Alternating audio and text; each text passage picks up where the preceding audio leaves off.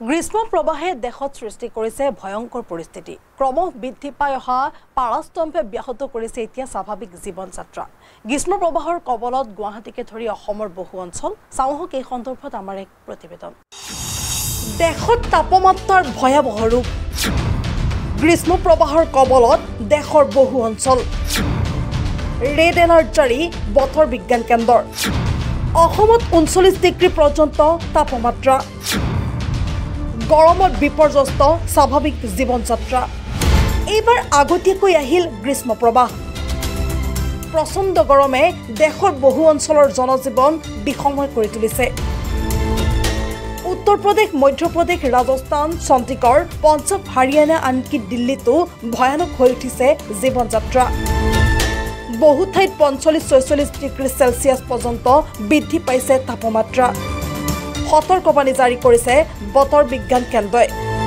ইতিমধ্যে ঘোষণা কৰা হৈছে ৰেড এলাৰ্ট ৰাজস্থানত গ্ৰীষ্ম প্ৰবাহৰ ফলতেই মাতৃপুত্ৰৰ মৃত্যু ঘটাৰ ঘটনাও সংঘটিত হৈছে বহু ঠাইত হিটষ্ট্ৰোকত আক্ৰান্ত হৈছে বহুজন বতৰ বিজ্ঞান বিভাগে আজিৰ দিনটোত গৰমৰ প্ৰকোপ বৃদ্ধি হোৱাৰ আশংকা প্ৰকাশ কৰিছে আজিয়ে দেশত ষষ্ঠ পৰ্যায়ৰ ভোটগ্ৰহণ উত্তৰ প্ৰদেশ দিল্লী হাৰিয়ানা আদিৰ ভোটদানত প্ৰভাৱ পৰা বুলি প্ৰকাশ কৰে এক অসমৰ্থিত সূত্ৰই গুৱাহাটীকে ধৰি অসমৰ বিভিন্ন অঞ্চলতো গৰমে ভয়াৱহ ৰূপ লৈছে কোনো ঠাইত ৩৯ ডিগ্ৰী পৰ্যন্ত বৃদ্ধি পাইছে পাৰস্তম্ভ গৰমৰ প্ৰকোপত বিপৰ্যস্ত হৈ পৰিছে স্বাভাৱিক জীৱন যাত্ৰা নিউজ ডেস্ক ৰিপৰ্ট এনি ভাৰত 24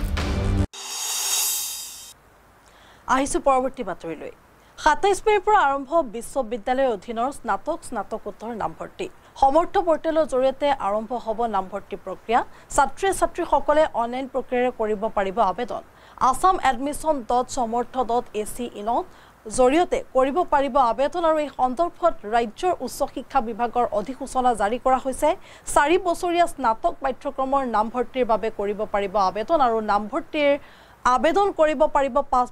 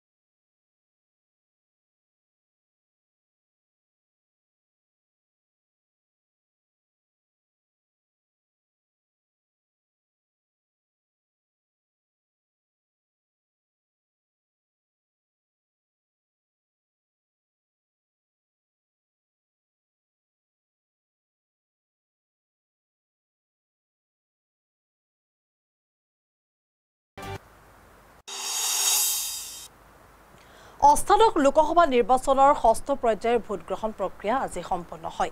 ইয়াৰ লগে লগে ইভিএমত বন্দী হৈছে মুঠ 889 গৰাকী প্ৰাৰ্থীৰ ভাগ্য। চাওক এই সন্দৰ্ভত আমাৰ এক প্ৰতিবেদন। ষষ্ঠ পৰ্যায়ৰ ভোট গ্ৰহণৰ সামৰণি পুৱা 7 বজাৰ পৰা অনুষ্ঠিত ভোট গ্ৰহণ। ইভিএমত বন্দী 889 প্ৰাৰ্থীৰ ভাগ্য। মুঠ 58টা সমষ্টিত ভোট গ্ৰহণ সম্পন্ন। অষ্টাদশ লোকসভা নিৰ্বাচনৰ ষষ্ঠ পৰ্যায়ৰ ভোট গ্ৰহণৰ আজি সামৰণি পৰে। দেশৰ মুঠ 58টা সংসদীয় সমষ্টিৰ বাবে অনুষ্ঠিত হয় আজিৰ ভোট গ্ৰহণ। 7খন ৰাজ্য আৰু এখন কেন্দ্ৰীয় শাসিত অঞ্চলত সম্পন্ন হয় ষষ্ঠ পৰ্যায়ৰ নিৰ্বাচন। আজি দিল্লীৰ মুঠ 7খন আসনৰ বাবে নিৰ্বাচন অনুষ্ঠিত হয়। প্ৰখৰ ৰ'দৰ পৰা ৰক্ষা পাবলৈ পুৱা 7 বজাৰ পূৰ্বেই বহু ভোট গ্ৰহণ কেন্দ্ৰত ভোটদাতাৰ দীঘলীয়া শাৰী প্ৰত্যক্ষ কৰা হয়। সেইদৰে উত্তৰ প্ৰদেশৰ 14খন, বিহাৰ আৰু পশ্চিমবংগৰ 8খনকৈ আসনৰ বাবে অনুষ্ঠিত হয় ভোট গ্ৰহণ। হাৰিয়ানাত মুঠ 10খন আসনৰ বাবে আজি ভোট গ্ৰহণ হয়। ওড়িশাৰ 6খন আৰু ঝাৰখণ্ডৰ 4খন আসনৰ বাবেও ভোট গ্ৰহণ অনুষ্ঠিত হয়। জম্মু কাশ্মীৰৰ অনন্তনাগ ৰাজৌৰি সমষ্টিতো ভোট গ্ৰহণ সম্পন্ন কৰে নিৰ্বাচন বিভাগে। আজি ভোট গ্ৰহণ সমাপ্ত হোৱাৰ লগে লগে দিল্লী আৰু হাৰিয়ানাত লোকসভা নিৰ্বাচনৰো সামৰণি পৰিল। দিল্লী আৰু হাৰিয়ানাত একমাত্ৰ এটা পৰ্যায়তে ভোট গ্ৰহণ কৰা হয়। ইফালে আজি ভোট গ্ৰহণ সমাপ্ত হয় জম্মু আৰু কাশ্মীৰতো।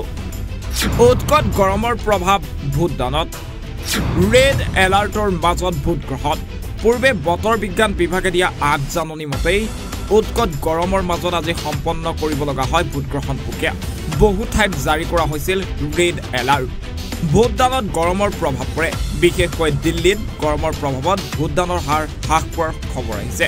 ইফালে আজি ভোট গ্ৰহণৰ সামৰণি পৰাৰ লগে লগে দেশৰ 58টা সমষ্টি নিজম হৈ পৰিছে। নিউজ ডেস্ক ৰিপৰ্ট, এনি ভাৰত 24।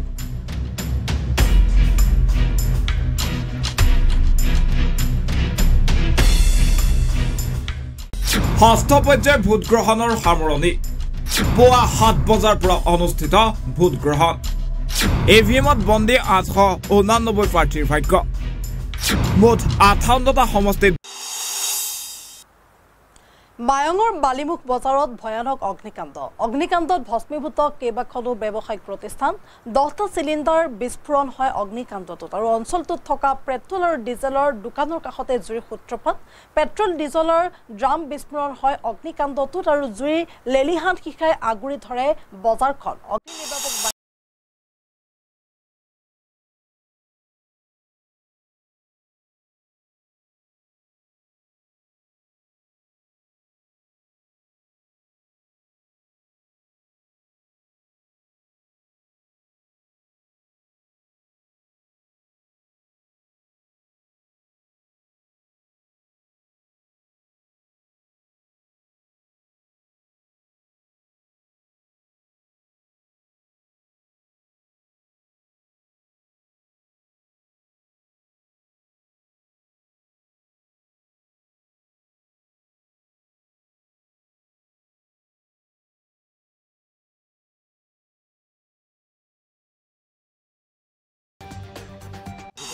দোকানত বহি থকা অৱস্থাত পিছফালৰ পৰা যে জুই ধুমা ওলাইছে, কোৰপে ধুমা লাগিছে আমি ক'ব নোৱাৰোঁ। তেতিয়া মানে আমি পটকে দেখা পালোঁ যেতিয়া জুই লাগি গ'ল, তেতিয়া মানে আমি চিঞৰ বাখৰ লগাই দিলোঁ, মানুহ মাতিলোঁ। মানুহ আহোঁতে মানে জুইটো একদম পূৰা ডাঙৰ হৈ গ'ল।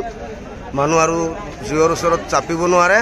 এনে অৱস্থাত মানে ঘৰত আছিল, আমাৰ চিলিণ্ডাৰ আছিল এটা ঘৰত, দোকানত আৰু গেলামাল আছিল, মুনিয়াৰী দোকান আছিল, আমাৰ বাইক মেকাৰ আছিল, আমাৰ কাঠৰ ফাৰ্নিচাৰ আছিল, দুটা কাঠৰ ফাৰ্নিচাৰ আছিল আৰু এইফালে দুটা এই বাইকৰ মেকাৰ আছিল, হোল্ডিং মেকাৰ আছিল। দোকানত বহি থকা অৱস্থাত পিছফালৰ পৰা যে জুই ধুমা ওলাইছে, কোৰপে ধুমা লাগিছে আমি ক'ব নোৱাৰোঁ। তেতিয়া মানে আমি পটকে দেখা পালোঁ যেতিয়া জুই লাগি গ'ল, তেতিয়া মানে আমি মাছভাতত অঘটন। ট্ৰেক্টৰৰ যান্ত্ৰিক বিজুতি ঘটি মৃত্যু এজন যুৱকৰ। আহত যুৱকজনক লগে লগে স্থানীয় লোকে ততাতৈয়াকৈ মডেল চিকিৎসালয়লৈ আনে যদিও চিকিৎসকে মৃত্যু হোৱা বুলি ঘোষণা কৰে। এই সন্দৰ্ভত চাওঁহক আমাৰ এক প্ৰতিবেদন। ওদালগুৰি জিলাৰ মাছভাতত ট্ৰেক্টৰ দুৰ্ঘটনাত মৃত্যু হয় যুৱক এজনৰ। আজি দিনৰ প্ৰায় 1:30 মাছভাতৰ 1 নং মাছগাঁৱৰ পথাৰত ট্ৰেক্টৰেৰে হাল বাই থকা অৱস্থাতেই যান্ত্ৰিক বিজুতি ঘটি এজন যুৱক আহত হয়। আহত যুৱকজনক লগে লগে স্থানীয় লোকে ততালিকে মাজবাটৰ মহলিজাপাৰা মডেল চিকিৎসালয়ত আনে যদিও চিকিৎসকে মৃত্যু হোৱা বুলি ঘোষণা কৰে। মৃত্যু হোৱা যুৱকজন হৈছে ১ নং মাজগাঁৱৰ বনুগুৰৰ পুত্ৰ কুন্দন গৌৰ। উক্ত ঘটনাৰ খবৰ পোৱাৰ লগে লগেই মাজবাট আৰক্ষী ঘটনাস্থলীত উপস্থিত হৈ কুন্দন গৌৰৰ মৃতদেহটো মৰণোত্তৰ পৰীক্ষাৰ বাবে ওদালগুৰি চিভিল চিকিৎসালয়লৈ প্ৰেৰণ কৰে। হাল মাৰিছিলে তাৰপিছত এইফালৰ পৰা আহি তাৰপিছত সি ক'লে যে নাই অলপ এইফালে হাল মাৰিব আছে মোৰ এই মাটিবিলাক এতিয়া ফাৰ্নি কৰিব আছে তো মই ক'লো যে মোৰো আছে মাৰি দিবি অলপ তাৰপিছত সি আহিলে তাৰপিছত এয়া অলপ এনেকা ধাচনা নিচিনা আছে তো তাতে ট্ৰেক্টৰটো নমালে ট্ৰেক্টৰটো নমাই নাই ক'লে যে মই অলপ স্পৰ্টিংটো উঠাই লওঁ ট্ৰেক্টৰটো নমা নাছিলে মানে এনেকা স্পৰ্টিংটো উঠালে তাৰপিছত স্পৰ্টিংটো উঠাই মই বোলো এইফালে গৈ আছে ব্ৰেকটো মাৰ বুলি ক'লো তাৰপিছত ব্ৰেক মাৰি ছিংগল ব্ৰেক আছিলে না এনেকা ধাচনাত উঠি গ'লে তাৰপিছত একেবাৰে এনেকা পাল্টিলে মই জাপ মাৰিলোঁ তাৰপিছত মোৰ কমৰত লাগিলে সি পুৰা চিট আছিলে না চিটটো এয়া বুকুত পুৰা দাবি গ'লে তাৰপিছত মই এনেকা হেঁচা মাৰি আছিলোঁ তাৰপিছত কৰি আছিলোঁ তাৰপিছত মই বোলো ঐ কি হৈছে তাৰপিছত মানুহবিলাক হালা কৰিলোঁ ময়ো ওলাব নাছিলোঁ তাৰপিছত এজন বুঢ়া আহিলে ইয়াৰ দেউতা আছিল এইজনে আহি হালা কৰিলে মানুহ কেইজন মাতিলে তাৰপিছত মানুহ আহি ট্ৰেক্টৰটো উঠালে তাৰপিছত তাক ওলালোঁ ইয়াত ৰড সোমাই গৈছে ইয়াৰ ছাতিটো ভাঙি যে ইয়াত সোমাই গৈছে। মাজবাটৰ পৰা যতীন নাথৰ প্ৰতিবেদন এনিভাৰো 24। ওদালগুৰি জিলাৰ মাজবাটত ট্ৰেক্টৰ দুৰ্ঘটনাত মৃত্যু হয় যুৱক এজনৰ। আজি দিনৰ প্ৰায় 1:30 মাজবাটৰ 1 নং মাজগাঁৱৰ পথাৰত ট্ৰেক্টৰেৰে হাল বাই থকা অৱস্থাতেই যান্ত্ৰিক বিজুতি ঘটি এজন যুৱক আহত হয়। আহত যুৱকজনক লগে লগে স্থানীয় লোকে ততালিকে মাজবাটৰ মহলিজাপাৰা মডেল চিকিৎসালয়ত আনে যদিও চিকিৎসকে মৃত্যু হোৱা বুলি ঘোষণা কৰে। মৃত্যু হোৱা যুৱকজন হৈছে 1 নং মাজগাঁৱৰ বনুগুৰৰ পুত্ৰ কুন্দন গৌৰ। উক্ত ঘটনাৰ খবৰ পোৱাৰ লগে লগেই মাজবাট আৰক্ষী ঘটনাস্থলীত উপস্থিত হৈ কুন্দন গৌৰৰ মৃতদেহটো মৰণোত্তৰ পৰীক্ষাৰ বাবে ওদালগুৰি চিভিল চিকিৎসালয়লৈ প্ৰেৰণ কৰে। হাল মাৰিছিলে তাৰপিছত এইফালৰ পৰা আহি তাৰপিছত সি ক'লে যে নাই অলপ এইফালে হাল মাৰিব আছে মোৰ এই মাটিবিলাক এতিয়া ফাৰ্নি কৰিব আছে তো মই ক'লো যে মোৰো আছে মাৰি দিবি অলপ তাৰপিছত সি আহিলে তাৰপিছত এয়া অলপ এনেকা ধাচনা নিচিনা আছে তো তাতে ট্ৰেক্টৰটো নমালে ট্ৰেক্টৰটো নমাই নাই ক'লে যে মই অলপ স্পৰ্টিংটো উঠাই লওঁ ট্ৰেক্টৰটো নমা নাছিলে মানে এনেকা স্পৰ্টিংটো উঠালে তাৰপিছত স্পৰ্টিংটো উঠাই মই বোলো এইফালে গৈ আছে ব্ৰেকটো মাৰ বুলি ক'লো তাৰপিছত ব্ৰেক মাৰি ছিংগল ব্ৰেক আছিলে না এনেকা ধাচনাত উঠি গ'লে তাৰপিছত একেবাৰে এনেকা পাল্টিলে মই জাপ মাৰিলোঁ তাৰপিছত মোৰ কমৰত লাগিলে সি পুৰা চিট আছিলে না চিটটো এয়া বুকুত পুৰা দাবি গ'লে তাৰপিছত মই এনেকা হেঁচা মাৰি আছিলোঁ তাৰপিছত কৰি আছিলোঁ তাৰপিছত মই বোলো ঐ কি হৈছে তাৰপিছত মানুহবিলাক হালা কৰিলোঁ ময়ো ওলাব নাছিলোঁ তাৰপিছত এজন বুঢ়া আহিলে ইয়াৰ দেউতা আছিল এইজনে আহি হালা কৰিলে মানুহ কেইজন মাতিলে তাৰপিছত মানুহ আহি ট্ৰেক্টৰটো উঠালে তাৰপিছত তাক ওলালোঁ ইয়াত ৰড সোমাই গৈছে ইয়াৰ ছাতিটো ভাঙি যে ইয়াত সোমাই গৈছে। মাজবাটৰ পৰা যতীন নাথৰ প্ৰতিবেদন এনিভাৰো 24। ওদালগুৰি জিলাৰ মাজবাটত ট্ৰেক্টৰ দুৰ্ঘটনাত মৃত্যু হয় যুৱক এজনৰ। আজি দিনৰ প্ৰায় 1:30 মাজবাটৰ 1 নং মাজগাঁৱৰ পথাৰত ট্ৰেক্টৰেৰে হাল বাই থকা অৱস্থাতেই যান্ত্ৰিক বিজুতি ঘটি এজন যুৱক আহত হয়। আহত যুৱকজনক লগে লগে স্থানীয় লোকে ততালিকে মাজবাটৰ মহলিজাপাৰা মডেল চিকিৎসালয়ত আনে যদিও চিকিৎসকে মৃত্যু হোৱা বুলি ঘোষণা কৰে। মৃত্যু হোৱা যুৱকজন হৈছে 1 নং মাজগাঁৱৰ বনুগুৰৰ পুত্ৰ কুন্দন গৌৰ। উক্ত ঘটনাৰ খবৰ পোৱাৰ লগে লগেই মাজবাট আৰক্ষী ঘটনাস্থলীত উপস্থিত হৈ কুন্দন গৌৰৰ মৃতদেহটো মৰণোত্তৰ পৰীক্ষাৰ বাবে ওদালগুৰি চিভিল চিকিৎসালয়লৈ প্ৰেৰণ কৰে। হাল মাৰিছিলে তাৰপিছত এইফালৰ পৰা আহি তাৰপিছত সি ক'লে যে নাই অলপ এইফালে হাল মাৰিব আছে মোৰ। জনাইছো পৰৱৰ্তী খবৰ। বিলাসীপাৰা আৰক্ষীৰ এক সফল অভিযান মাৰণাস্ত্ৰসহ আটক এজনক আৰু জব্দ কৰা হৈছে 7.65 mm পিস্তল, এটা মেগজিন আৰু 3 ৰাউণ্ড সজীৱ গুলী। এই সন্দৰ্ভত চাওঁ আহক আমাৰ এক প্ৰতিবেদন। বিলাসীপাৰাত অস্ত্ৰধাৰী দুৰ্বৃত্তক বিচাৰি আৰক্ষীৰ অভিযান। অভিযানত সাপতগ্ৰাম আৰক্ষীয়ে দৌৰি দৌৰি আটক কৰে এটা দুৰ্বৃত্তক। সোণালুগুৰিৰ পৰা সাপতগ্ৰাম আৰক্ষীয়ে মাৰণাস্ত্ৰসহ আটক কৰে ছাকিনুৰ ইছলাম নামৰ সৰবৰাহকাৰীটোক। ছাকিনুৰৰ পৰা জব্দ কৰে 7.65 mm পিষ্টল, এটা মেগজিন আৰু 3 ৰাউণ্ড সজীৱ গুলী। কেইমাহমান পূৰ্বে এই দুধৰ্ষ ছাকিনুৰক সাপতগ্ৰাম আৰক্ষীয়ে কৰিমগঞ্জৰ পৰাও আটক কৰিছিল। ব্যুৰ' ৰিপৰ্ট, এনি ভাৰত 24।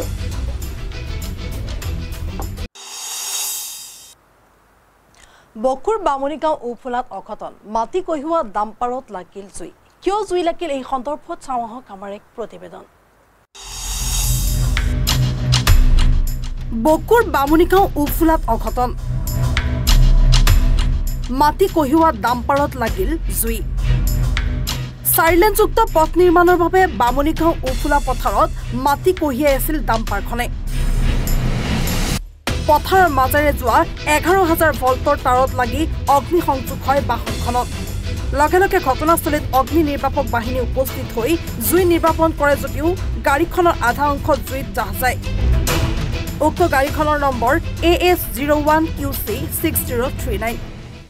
LT আৰু ST লাইন আছে, তেখেত বোধহয় চাৱা নাছিল। তাতে তাৰমানে যেতিয়া বডিটো মানে কি বুলি কয় আনুদিং কৰে নেকি, আনুদিং কৰে। আপুনি গাড়ী মালিক না? মই কোন হৈছে এই গাড়ীখন তাৰপিছত কোনে নুমালে জুইকুৰা?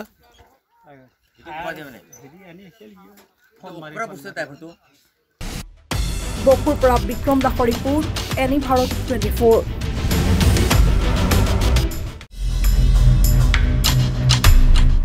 বকুৰ বামুণীগাঁও উফুলাত অঘটন। গোলকগঞ্জৰ লোহাজানী গাঁৱত প্ৰতিবাদী কাৰ্যসূচী। বিলাতী সুৰাৰ অনুমতি প্ৰদানৰ বিৰুদ্ধে এই প্ৰতিবাদ। লোহাজানী গাঁৱত বিলাতী সুৰা প্ৰচলনৰ অনুমতি প্ৰশাসনৰ। শতাধিক পুৰুষ মহিলাৰ লগতে প্ৰতিবাদ সাব্যস্ত কৰে ছাত্ৰ ছাত্ৰী আৰু মদৰ বিপণী অন্য ঠাইলৈ স্থানান্তৰৰ দাবী স্থানীয় ৰাইজৰ। গোলকগঞ্জৰ লোহাজানী গাঁৱত সংঘটিত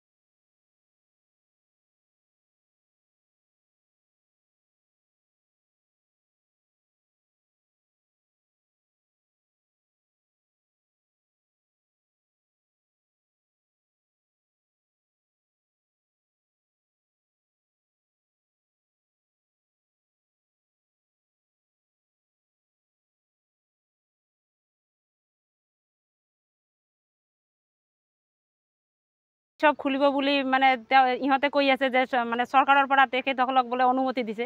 গতিকে আমাৰ সমাজৰ যিখিনি মানে নতুন প্ৰজন্ম আহিছে, সেই নতুন প্ৰজন্মই তাৰমানে পঢ়া শুনাৰ ক্ষেত্ৰত মানে ইহঁতে মানে পিছ পৰি আছে আৰু ল'ৰা বা পুৰুষবিলাকে মদ খাই সন্ধিয়া মানে তেওঁলোকৰ ঘৈণীয়েকৰ ওপৰত অত্যাচাৰ চলায়। গতিকে আমি বিচাৰোঁ যে আসাম চৰকাৰক আমি অনুৰোধ জনাম যে চৰকাৰে যাতে আমাৰ ইয়াৰ ওৱাইন শ্বপ বন্ধ কৰিবলৈ আমি অনুৰোধ জনাম। সোঁফালে বাওঁফালে দুটা মন্দিৰ আছে আৰু যিখিনি ঠাইত মাটিখিনি দিছে, যিখিনি ঠাইত স্থান দিছে তাৰ ওচৰতে এটা ঘৰ আছে। এই ঘৰৰ পৰিয়ালটোৰ কথা সিহঁতে চিন্তা কৰিছে নে কৰা নাই? এই কিন্তু চিন্তা কৰিব লাগিছে যে ঘৰ এটা সন্মুখত আছে, এই ঘৰটোৰ আগফালে যে আমি মদৰ দোকান খুলি দিওঁ, এই ঘৰটোৰ পৰিয়ালটোৰ কি হ'ব অৱস্থা? তাৰ লগতে যিয়ে মাটিখিনি ইয়াত দিছে তেওঁ কিন্তু এই ইয়াৰ বাসিন্দা নহয়, তেওঁ বেলেগ গাঁৱৰ বাসিন্দা। তেওঁ কি বুজিব? আমাৰ ল'ৰাজনে গাঁৱৰ অসুবিধাখিনি সি বুজিব নেকি? সি দিবই। ইয়াত ল'ৰাজনে গাঁও ধ্বংস হ'লে তাৰ কোনো ক্ষতি নহয়। গতিকে আমাৰ ল'ৰাজনে গাঁৱৰ ধ্বংসখিনি আমিয়ে চিন্তা কৰিব লাগিব। বাতৰি পৰৱৰ্তী অংশলৈ যোৱাৰ আগতে ল'ব বিচাৰিছোঁ চমু বাণিজ্যিক বিৰতি।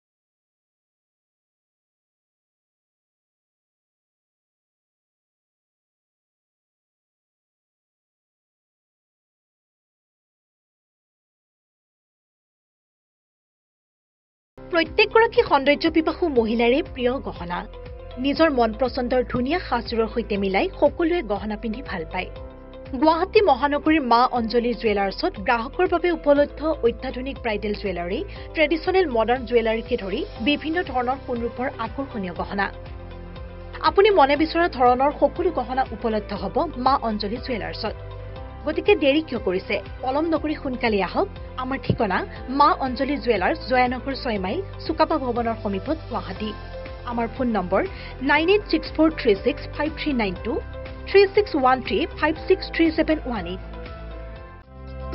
আপুনি ঔষধ বিচাৰি হাবাথুৰি খাইছে নেকি যদি খাইছে তেন্তে এতিয়াৰে পৰা আৰু চিন্তাৰ কাৰণ নাই কিয়নো আপুনি বিচৰা ধৰণৰ সকলো ঔষধ উপলব্ধ থাকিব নমন মেডিকছত নমন মেডিকছত অধিক পৰিমাণৰ ঔষধ ক্ৰয় কৰিলে আপুনি পাব 10% ৰেহাই কিছু দিনৰ পাছত নমন মেডিকছত উপলব্ধ হ'ব সকলো বিভাগৰ অভিজ্ঞ চিকিৎসক গতিকে দেৰি কিয় কৰিছে আমাৰ ঠিকনা গণেশগুৰি স্বৰ্গীয় খগেন মহন্ত পথ দিছপুৰ ৰাখি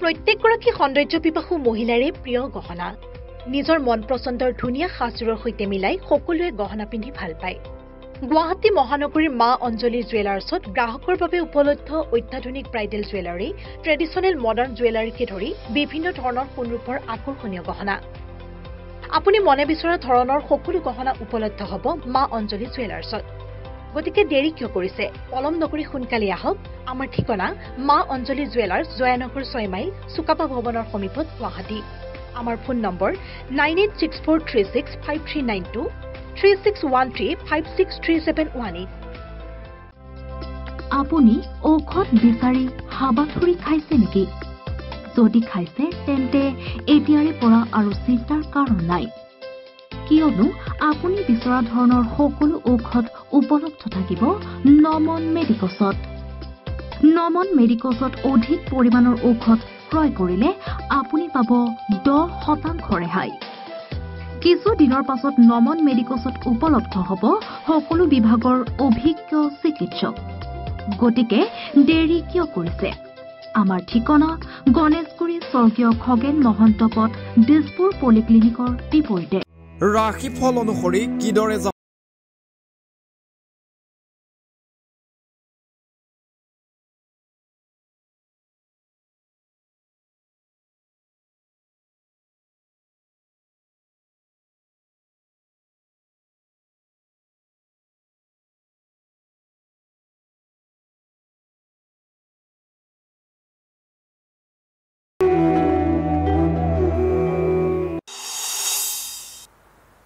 বিৰতিৰ পিছত পুনৰ উভতি আহিছোঁ বাতৰি বাছলৈ। নগাঁৱৰ কচুৱাত অঘটন বিদ্যালয়তে ঢলি পৰিল দুগৰাকী ছাত্ৰী ততাতৈয়াকৈ কচুৱা মডেল হাস্পতালত ভৰ্তি কৰা হয় ছাত্ৰী দুগৰাকীক কিয় ধৰি পৰিলে ছাত্ৰী দুগৰাকী এই সন্দৰ্ভত চাওঁ আহক আমাৰ এক প্ৰতিবেদন।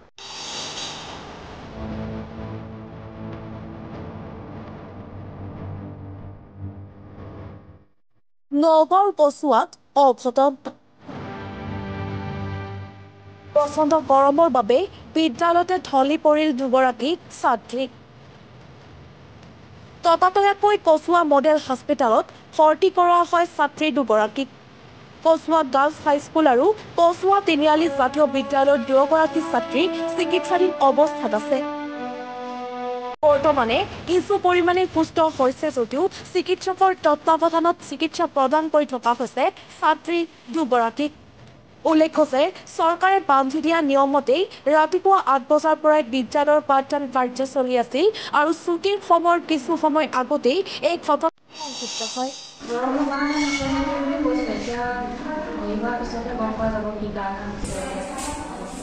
ৰাতিপুৱা ৮ বজাৰ পৰা ক্লাছ আৰম্ভ হ'ল। ছোৱালী পটককৈ মূৰটো ঘূৰাই আছে বুলি কৈ আছে, তাৰপিছত ঢলি দিলে, পৰি গ'ল। পৰি যোৱাৰ পিছতেই তাই চেন্সলেছ হৈ গ'ল। গৰমৰ কাৰণে চৰকাৰেও মানে কি কৰিব ইয়াত, যিহেতু এঘণ্টা আগুৱাই দিছে। কিছু কিছু জিলাত দেখিছোঁ ৭:৩০ বজাতে আৰম্ভ কৰিছে, হ'লেও ছুটিৰ সময়টো আপোনাৰ পূৰা ৰ'দ তেতিয়া ১২টা বজাত ১টা বজাত বা ১টা বজালৈকে পূৰা ৰ'দেই থাকে। গতিকে এই বিষয়ত আৰু অলপ চিন্তা চৰ্চা কৰিবলৈ মই চৰকাৰক আহ্বান জনাইছোঁ। ধন্যবাদ। কচুৱাৰ পৰা খাইৰুল ইছলামৰ প্ৰতিবেদন NE24।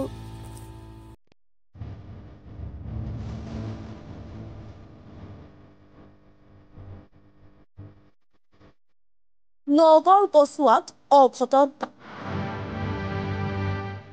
প্ৰচণ্ড গৰমৰ বাবে বিদ্যালয়তে ঢলি পৰিল দুগৰাকী ছাত্ৰী ততাতৈয়াকৈ কচুৱা মডেল হাস্পতালত ভৰ্তি কৰোৱা হয় ছাত্ৰী দুগৰাকীক কচুৱা গাৰ্লছ হাইস্কুল আৰু কচুৱা তিনিআলি জাতীয় বিদ্যালয়ৰ দুগৰাকী ছাত্ৰী চিকিৎসাধীন অৱস্থাত আছে। বৰ্তমানে কিছু পৰিমাণে সুস্থ। মৰিগাঁৱৰ ৰেঞ্জাৰ ৰবীন বৈশ্য আৰু পত্নী গীতিকা বৈশ্যৰ বিৰুদ্ধে তথ্য জালিয়াতিৰে ভূমি দখলৰ গুৰুতৰ অভিযোগ, কিন্তু আজি পৰ্যন্ত আৰক্ষীয়ে গ্ৰহণ কৰা নাই কোনো ব্যৱস্থা। চাওঁ আহক এই সন্দৰ্ভত আমাৰ এক প্ৰতিবেদন। কেতিয়া উৎখাত হ'ব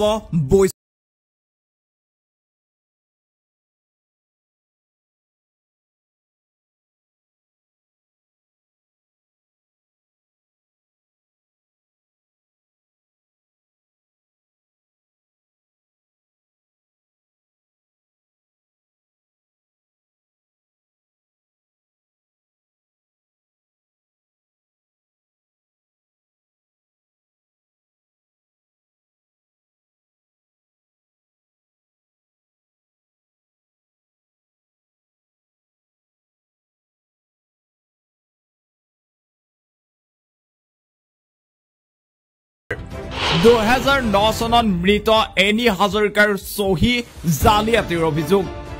সেই সময়ৰ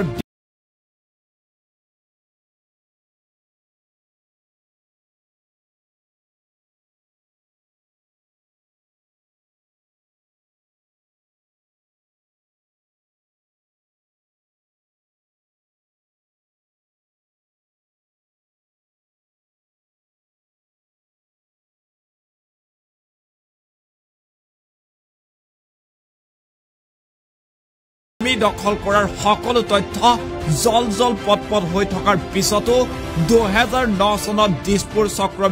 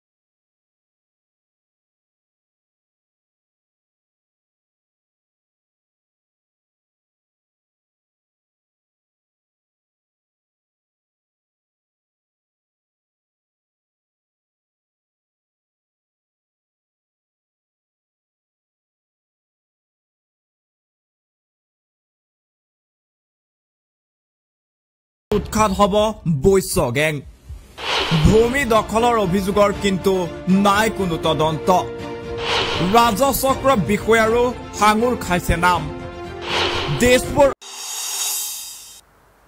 জনাইছো পৰৱৰ্তী খবৰ ৰাজ্যৰ ভিন্ন প্ৰান্তত ড্ৰাগছৰ বিৰুদ্ধে আৰক্ষীৰ অভিযান অব্যাহত অভিযোগ অনুসৰি ড্ৰাগছৰ ঘাটিলৈ পৰিণত হৈছে তৈলনগৰী ডিগবৈ তাৰ মাজতে ডিগবৈ আৰক্ষীৰ এক বৃহৎ সফলতা জব্দ দুখনকৈ বিলাসী বাহনসহ 5টাকৈ ড্ৰাগছ সৰবৰাহকাৰী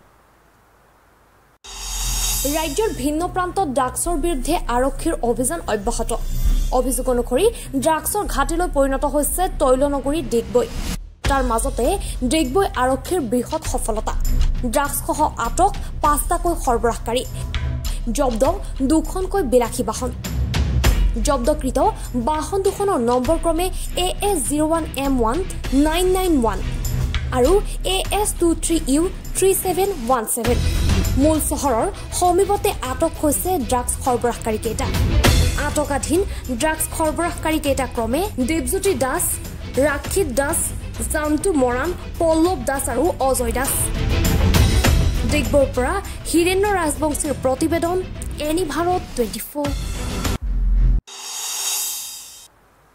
ধুবুৰী জিলাৰ গৌৰীপুৰ ঘেগেৰ আলকাত সংঘটিত হৈছে এক চাঞ্চল্যকৰ ডকাইতি কাণ্ড নিশা আৰক্ষী পোছাক পিন্ধি হাতত বন্দুক লৈ 7জনীয়া এটি দুৰ্বৃত্তৰ দলে এজন লোকৰ ঘৰত প্ৰৱেশ কৰে এই সন্দৰ্ভত চাওঁহক আমাৰ এক প্ৰতিবেদন ধুবুৰীৰ গৌৰীপুৰত ডকাইতি কাণ্ড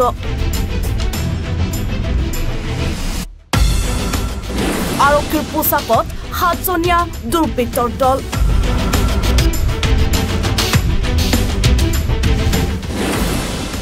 হাতত বন্দুক লৈ লুটি নিলে সোণৰ অলংকাৰ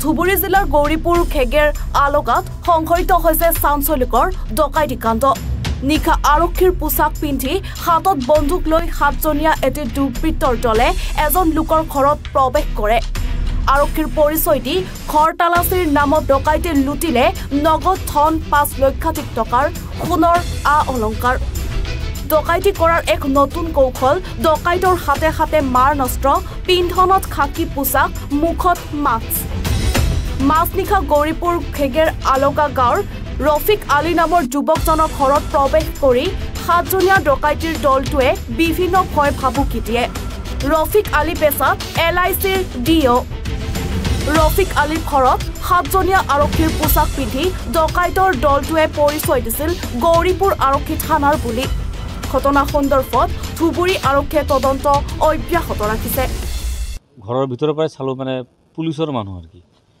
পুলিচৰ মানুহ সব ড্ৰেছত আছে এটা সাব ইন্সপেক্টৰ আৰু এজন আৰু সিভিলত আছে এজন আৰু বাকি 6জন মান মানুহ ড্ৰেছত আছে কনষ্টেবল আৰু কি তো মোক ইহঁতে ক'লে যে আপুনি ৰফিক আলী হয় নেকি হয় মই ৰফিক আলী হওঁ তো আপোনাৰ নামত মানে সাৰ্চ ৱাৰেণ্ট আছে আপোনাৰ মানে 2 নম্বৰী ব্যৱস্থা আছে মানে আপোনাৰ মানে জালি টকাৰ ব্যৱস্থা আছে সুদৰ ব্যৱস্থা আপুনি কৰে সেইটো কাৰণে আপোনাৰ নামত সাৰ্চ ৱাৰেণ্ট আছে আৰু কি আপুনি কাইণ্ডলি দৰজাটো খুলিব লাগে আপোনাৰ ইয়াতে সাৰ্চ কৰিব আহিছোঁ আমি আপোনালোকে ক'ৰ পৰা আহিছে আমি গৌৰীপুৰ থানাৰ পৰা আহিছোঁ সব পুলিচৰ পোছাকত আহিছে সব আৰ্মছ লৈ আহিছে মানুহবিলাক সববিলাক মানে উইথ আৰ্মছত আহিছে আৰু কি এজন মানুহ চিভিলত আছিল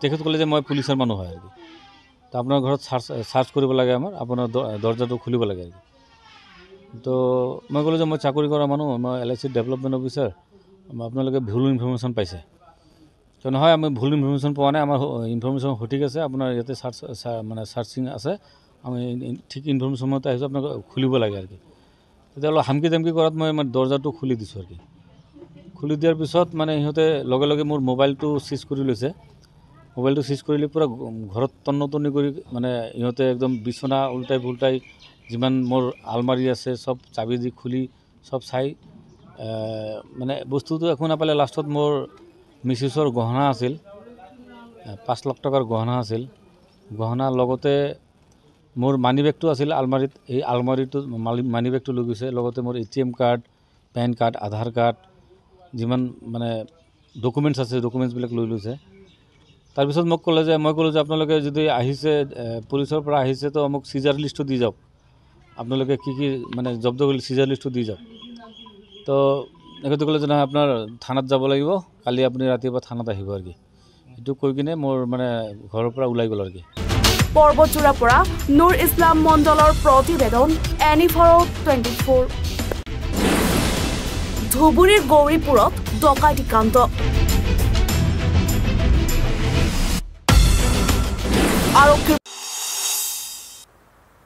তথ্য জালিয়াতিৰে গেছ এজেন্সি লাভ কৰা ডাক্তৰ বিভা মহন্তৰ বিৰুদ্ধে জাননী প্ৰেৰণ ইণ্ডিয়ান অইল কৰ্পোৰেশ্যনৰ দিল্লী দুৰ্নীতি নিবাৰক শাখাও পত্ৰ প্ৰেৰণ কৰিছে ইণ্ডিয়ান অইল কৰ্পোৰেশ্যনলৈ কিন্তু ক'ত ডাক্তৰ বিভা মহন্ত চাওক এই সন্দৰ্ভত আমাৰ এক প্ৰতিবেদন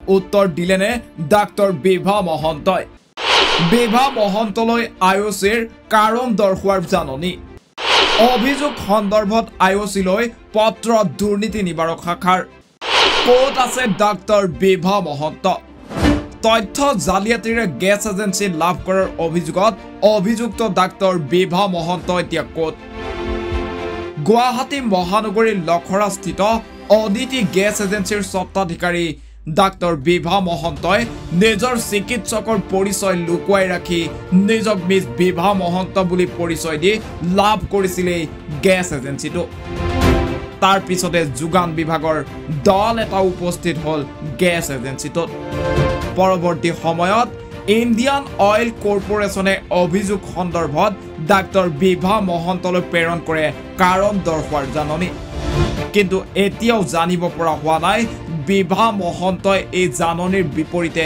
কি উত্তৰ দিলে আত্মগোপন কৰিছে নেকি ডাক্তৰ বিভা মহন্তই ইণ্ডিয়ান অইল কৰ্পোৰেশ্যনৰ বিধি অনুসৰি গেছ এজেন্সিৰ ডিষ্ট্ৰিবিউটৰশ্বিপৰ অনুজ্ঞাপত্ৰ লাভৰ বাবে বাহাল আছে এলানি নিৰ্দেশনা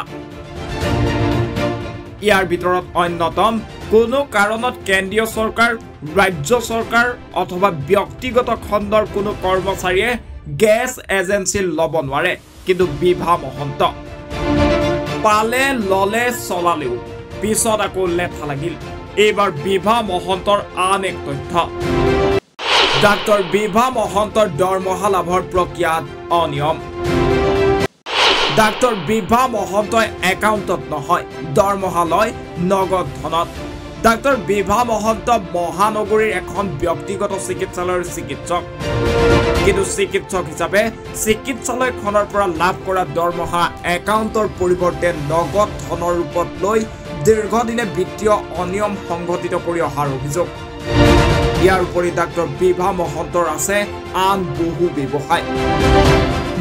ব্যৱসায় থকাৰ বাবে ডাক্তৰ বিভা মহন্তই কৰ ফাঁকি দিবলৈ নগদ ধনত দৰমহা লয় বুলি অভিযোগ আছে এতিয়া এই অভিযোগসমূহৰ বিৰুদ্ধে সংশ্লিষ্ট কৰ্তৃপক্ষই তদন্ত কৰি ডাক্তৰ বিভা মহন্তৰ বিৰুদ্ধে কি ব্যৱস্থা গ্ৰহণ কৰে সেয়া হ'ব লক্ষণীয় ব্যুৰো ৰিপৰ্ট এনিভাৰ 24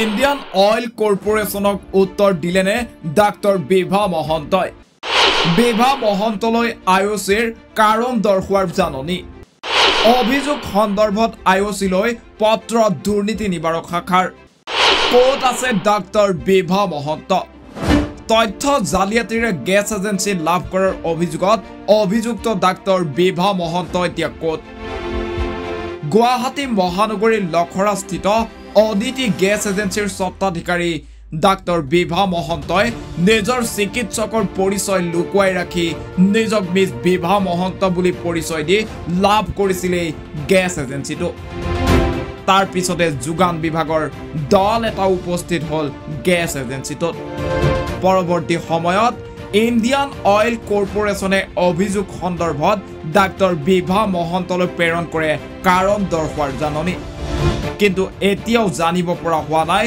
বিভা মহন্তই এই জাননীৰ বিপৰীতে কি উত্তৰ দিলে আত্মগোপন কৰিছে নেকি ডাক্তৰ বিভা মহন্তই ইণ্ডিয়ান অইল কৰ্পোৰেশ্যনৰ বিধি অনুসৰি গেছ এজেন্সিৰ ডিষ্ট্ৰিবিউটৰশ্বিপৰ অনুজ্ঞাপত্ৰ লাভৰ বাবে বাহাল আছে এলানি নিৰ্দেশনা ইয়াৰ ভিতৰত অন্যতম কোনো কাৰণত কেন্দ্ৰীয় চৰকাৰ ৰাজ্য চৰকাৰ অথবা ব্যক্তিগত খণ্ডৰ কোনো কৰ্মচাৰীয়ে গেছ এজেন্সি ল'ব নোৱাৰে কিন্তু বিভা মহন্ত পালে ললে চলালেও পিছত আকৌ লেঠা লাগিল এইবাৰ বিভা মহন্তৰ আন এক তথ্য ডাক্তৰ বিভা মহন্তৰ দৰমহা লাভৰ প্ৰক্ৰিয়াত অনিয়ম ডাক্তৰ বিভা মহন্তই একাউণ্টত নহয় দৰমহা লয় নগদ ধনত ডাক্তৰ বিভা মহন্ত মহানগৰীৰ এখন ব্যক্তিগত চিকিৎসালয়ৰ চিকিৎসক কিন্তু চিকিৎসক হিচাপে চিকিৎসালয়খনৰ পৰা লাভ কৰা দৰমহা একাউণ্টৰ পৰিৱৰ্তে নগদ ধনৰ ৰূপত লৈ দীৰ্ঘদিনে বিত্তীয় অনিয়ম সংঘটিত কৰি অহাৰ অভিযোগ ইয়াৰ উপৰি ডাক্তৰ বিভা মহন্তৰ আছে আন বহু ব্যৱসায় থকাৰ বাবে ডাক্তৰ বিভা মহন্তই কৰ ফাঁকি দিবলৈ নগদ ধনত দৰমহা লয় বুলি অভিযোগ আছে এতিয়া এই অভিযোগসমূহৰ বিৰুদ্ধে সংশ্লিষ্ট কৰ্তৃপক্ষই তদন্ত কৰি ডাক্তৰ বিভা মহন্তৰ বিৰুদ্ধে কি ব্যৱস্থা গ্ৰহণ কৰে সেয়া হ'ব লক্ষণীয় ব্যুৰো ৰিপৰ্ট এনি ভাৰত 24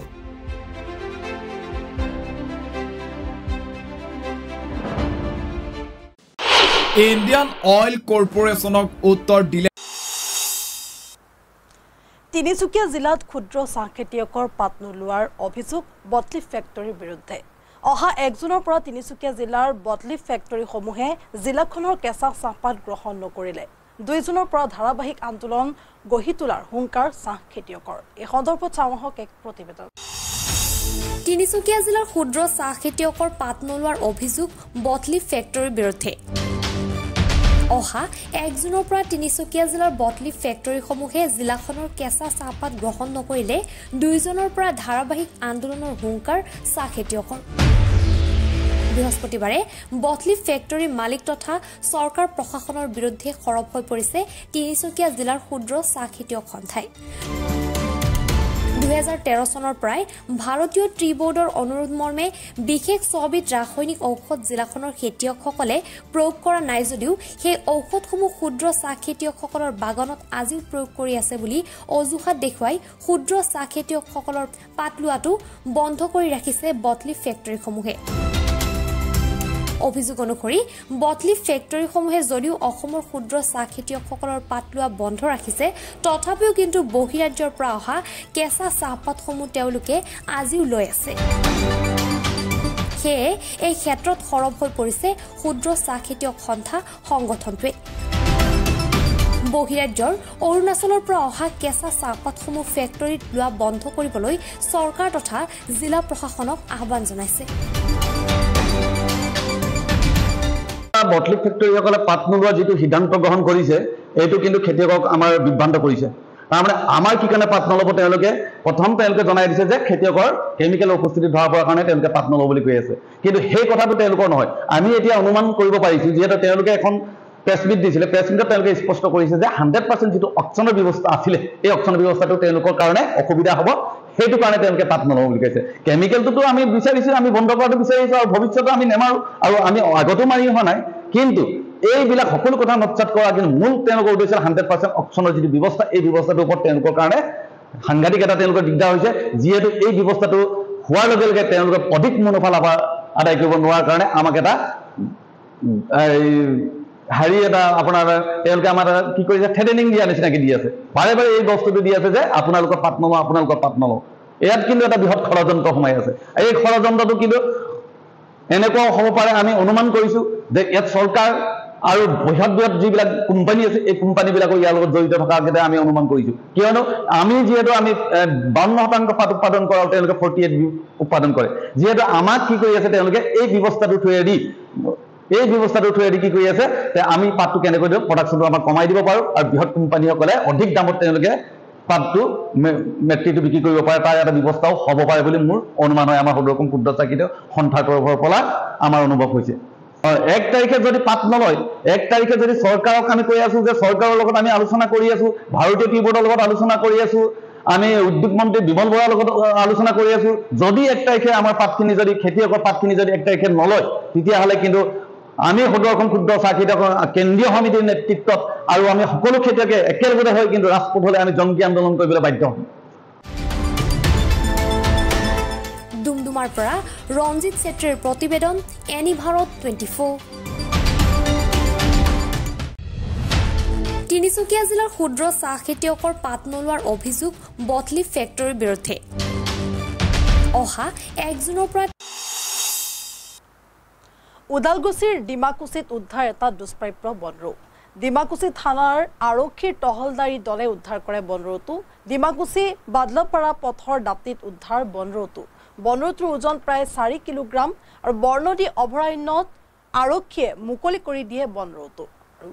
উদালগুৰি জিলাৰ ডিমাকুছি থানাৰ আৰক্ষীৰ